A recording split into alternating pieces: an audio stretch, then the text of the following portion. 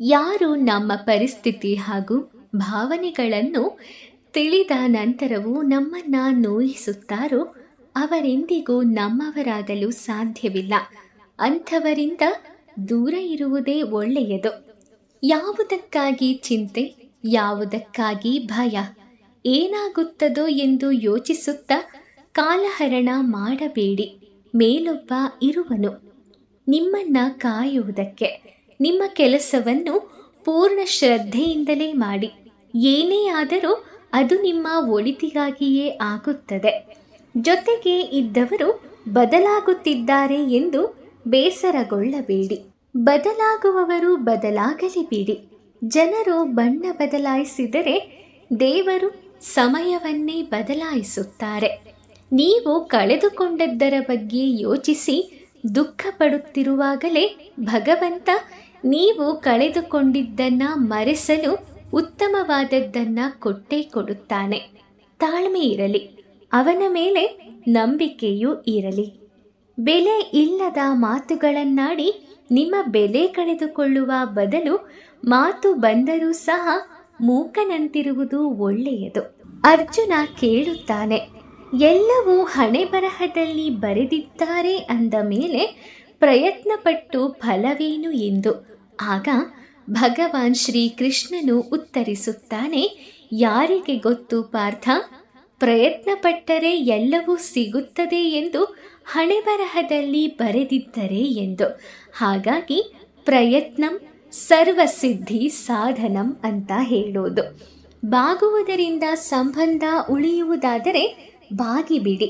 ಆದರೆ ಪ್ರತಿ ಬಾರಿಯೂ ನೀವೇ ಬಾಗುವುದಾದರೆ ಬಾಗುವುದನ್ನೇ ಬಿಟ್ಟು ಬಿಡಿ. ತಪ್ಪುಗಳು, ಸೋಲುಗಳು, ಅವಮಾನಗಳು, ನಿರಾಸೆಗಳು, ತಿರಸ್ಕಾರಗಳು ಇವುಗಳೆಲ್ಲವೂ ಉನ್ನತಿ ಮತ್ತು ಬೆಳವಣಿಗೆಯ ಭಾಗಗಳು. ಯಾವ ವ್ಯಕ್ತಿಯೂ ತನ್ನ ಅನುಭವಗಳಿಂದ ಹಾದು ಹೋಗದೆ ಸಾಧ್ಯವೇ ಇಲ್ಲ. ಜೀವನದಲ್ಲಿ ಗೌರವದ ಸ್ಥಾನವನ್ನು ಪಡೆದುಕೊಳ್ಳಲು ಸಾಧ್ಯವೇ ಇಲ್ಲ. ಯೋಚಿಸಿ ನೋಡಿ, ಜೀವನದಲ್ಲಿ ಗೆದ್ದವರೆಲ್ಲರೂ ಈ ಎಲ್ಲ ಮೆಟ್ಟಲುಗಳನ್ನು ಹತ್ತಿಯೇ ಬಂದಿರುತ್ತಾರೆ. ತಪ್ಪು ಇಲ್ಲದ ಕಡೆ ತಲೆಬಾಗಿಸಬೇಡ. ನಂಬಿಕೆ ಇಲ್ಲದ ಕಡೆ ವಾದ ಮಾಡಬೇಡ. ಎಲ್ಲ ಇದೆ ಅಂತ ದುರಹಂಕಾರ ಪಡಬೇಡ. ರಾತ್ರಿ ಅರಳುವ ಹೂವಿಗೂ ಗೊತ್ತಿರುವುದಿಲ್ಲ ನಾಳೆ ಸ್ಮಶಾನಕ್ಕೋ ದೇವಸ್ಥಾನಕ್ಕೋ ಎಂದು. ಎಲ್ಲರನ್ನೂ ಗೌರವಿಸುವುದು ನಮ್ಮ ಮಾನವೀಯತೆ. ಅದನ್ನ ಉಳಿಸಿಕೊಳ್ಳುವುದು ಅವರ ಯೋಗ್ಯತೆ. ಯಾವ ಸಮಯದಲ್ಲಿ ಸಮಸ್ಯೆಗಳು ಹುಟ್ಟುತ್ತದೆಯೋ ಅದರ ಜೊತೆಯಲ್ಲಿಯೇ ಅದಕ್ಕೆ ಪರಿಹಾರವೂ ಹುಟ್ಟಿರುತ್ತದೆ. ಕರ್ಮಣ್ಯೇವಾಧಿಕಾರಸ್ತೆ ಮಾ ಫಲೇಶು ಕದಾಚನ ಮಾ ಕರ್ಮಫಲ ಹೇತುರ್ಭೂಮ ತೇ ಸಂಗೋಸ್ತ್ಯ ಕರ್ಮಣಿ. ಇದು ಭಗವದ್ಗೀತೆಯ 2ನೇ ಅಧ್ಯಾಯದ 4ನೇ ಶ್ಲೋಕ. ಫಲದ ಚಿಂತೆಯನ್ನ ಬಿಟ್ಟು ನೀನು ನಿನ್ನ ಕರ್ತವ್ಯವನ್ನು ಮನಸ್ಸಿಟ್ಟು ಮಾಡು. ಕರ್ತವ್ಯ ಕರ್ಮವನ್ನು ಮಾಡದೆ ತಪ್ಪಿಸಿಕೊಳ್ಳುವ ವಿಚಾರ ಯಾವತ್ತೂ ನಿನ್ನಲ್ಲಿ ಬಾರದೇ ಇರಲಿ ಎಂದು ಹೇಳಿದ್ದಾನೆ. ದಾರಿ ಕಾಣುತ್ತಿಲ್ಲವೆಂದು ದೇವರನ್ನ ದೂರಬೇಡ. ಸ್ವಲ್ಪ ತಾಳ್ಮೆ ಇರಲಿ.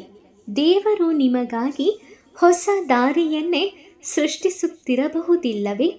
ತಾಳ್ಮೆಯಿಂದ ಇರಿ. ನೀವು ಪಡುತ್ತಿರುವ ಕಷ್ಟಕ್ಕೆ ಒಳ್ಳೆಯ ದಿನ ಬಂದೇ ಬರುತ್ತದೆ. ಮುಂದೆ ಸಾಗುವ ವ್ಯಕ್ತಿ ಯಾರಿಗೂ ಹಾನಿ ಮಾಡುವುದಿಲ್ಲ. ಆದರೆ ಇತರರಿಗೆ ಹಾನಿ ಮಾಡುವವನು ಯಾರಿಗೂ ಕೂಡ ಅವನೆಂದಿಗೂ ಮುಂದೆ ಸಾಗುವುದಿಲ್ಲ. ಜೀವನದಲ್ಲಿ ಯಾರನ್ನೂ ಅತಿಯಾಗಿ ಪ್ರೀತಿಸಬೇಡಿ. ನಾಳೆ ಅವರು ನಿಮ್ಮ ಶತ್ರುವಾಗಬಲ್ಲರು. ಹಾಗೆ ಯಾರನ್ನೂ ಅತಿಯಾಗಿ ದ್ವೇಷ ಮಾಡಬೇಡಿ. ನಾಳೆ ಅವರು ನಿಮ್ಮ ಮಿತ್ರನೂ ಆಗಬಲ್ಲನು. ಜಗತ್ತಿನಲ್ಲಿ ಕಾಲಕ್ಕಿಂತ ಶಕ್ತಿಶಾಲಿಯಾದ ವಸ್ತು ಇನ್ನೊಂದಿಲ್ಲ. ಪರಿವರ್ತನೆ ಜಗತ್ತಿನ ನಿಯಮ. ಸಿಗುವ ಸಮಯದಲ್ಲಿ ಸಾಧಿಸುವ ಪ್ರಯತ್ನವಿರಲಿ. ಭಗವಂತನ ಕೈಯಲ್ಲಿ ಎಲ್ಲವೂ ಇರುತ್ತದೆ. ಆದರೂ ಭಗವಂತ ಸುಮ್ಮನೆಯೇ ಇರುತ್ತಾನೆ. ಆದರೆ ಮನುಷ್ಯನ ಕೈಯಲ್ಲಿ ಏನೂ ಇರುವುದಿಲ್ಲ. ಆದರೂ ಎಲ್ಲವೂ ಇದೆ ಎನ್ನುವ ಅಹಂಕಾರದ ಭ್ರಮೆಯಲ್ಲಿರುತ್ತಾನೆ. ಆದರೆ ಭಗವಂತನ ಆಟವನ್ನು ಅವನೇನು ಬಲ್ಲ, ಅವನ ಅಹಂಕಾರದ ಜೊತೆಗೆ ಅವನನ್ನೇ ಇಲ್ಲವನ್ನಾಗಿಸಿ ಬಿಡುತ್ತಾನೆ. ನಾವು ಮಹಾಭಾರತದ ಪಾಂಡವರೆಂದುಕೊಂಡೇ ಬದುಕುತ್ತಿರುತ್ತೇವೆ. ಆದರೆ ನಮ್ಮೊಳಗೊಬ್ಬ ಶಕುನಿ ಸಿಕ್ಕಾಗಲೇ ಗೊತ್ತಾಗುವುದು ನಾವು ಕೌರವರು ಎಂದು. ಜೀವನದಲ್ಲಿ ನಿರಾಸರಾಗಿದ್ದೀರಾ ಎಂದರೆ ನೀವು ಕೃಷ್ಣ ಪರಮಾತ್ಮನ ನುಡಿಗಳನ್ನು ಕೇಳಲೇಬೇಕು. ಜೀವನದಲ್ಲಿ ಪ್ರತಿಯೊಂದರಲ್ಲೂ ಅವಮಾನಿಸುವ ವ್ಯಕ್ತಿಗಳಿಗೆ ಈ ಭೂಲೋಕದಲ್ಲಾಗಲಿ ಅಥವಾ ಹೊರ ಜಗತ್ತಿನಲ್ಲಾಗಲಿ ಸುಖ ಮತ್ತು ಸಂತೋಷ ಎಂದಿಗೂ ಇರುವುದಿಲ್ಲ. ಅವಶ್ಯಕತೆಗೆ ಮೀರಿ ಹತ್ತಿರವಾದರೆ ನಿಮಗೆ ಸಿಗೋದು ಬರೀ ನೋವು. ಸತ್ಯದ ದಾರಿ ಯಾವಾಗಲೂ ಕಷ್ಟಕರವಾಗಿಯೇ ಇರುತ್ತದೆ. ಆದರೆ ಆ ದಾರಿ ಎಂದಿಗೂ ನಮ್ಮನ್ನು ಸೋಲಲು ಬಿಡುವುದಿಲ್ಲ. ನಡೆಯುವ ದಾರಿಯಲ್ಲಿ ಚುಚ್ಚುವ ಮುಳ್ಳುಗಳಿದ್ದರೆ ಪಾದರಕ್ಷೆಯನ್ನು ಮೆಟ್ಟಿಕೊಂಡು ನಡೆಯಿರಿ. ಬದುಕೆಂಬ ದಾರಿಯಲ್ಲಿ ಚುಚ್ಚಿ ಮಾತನಾಡುವ ಜನರಿದ್ದರೆ ನಿಮ್ಮ ಪಾದರಕ್ಷೆಯನ್ನು ಬಿಡುವ ಸ್ಥಳದಲ್ಲಿ ಬಿಟ್ಟು ಮುನ್ನಡೆಯಿರಿ. ಬೇರೆಯವರ ದುಃಖ ನೋಡಿ ನಿಮಗೆ ನೋವಾದರೆ ತಿಳಿದುಕೊಂಡು ಬಿಡಿ, ನಿಮ್ಮ ಆತ್ಮದಲ್ಲಿ ಪರಮಾತ್ಮ ನೆಲೆಸಿದ್ದಾನೆ ಎಂದು. ಒಂದು ಮಾತು ನೆನಪಿಟ್ಟುಕೊಳ್ಳಿ, ಸುಖದಲ್ಲಿ ಎಲ್ಲರೂ ಸಿಗುತ್ತಾರೆ, ಆದರೆ ದುಃಖದಲ್ಲಿ ಕೇವಲ ನಿಮ್ಮ ಜೊತೆಗೆ ಭಗವಂತ ಮಾತ್ರವೇ ಇರುತ್ತಾನೆ.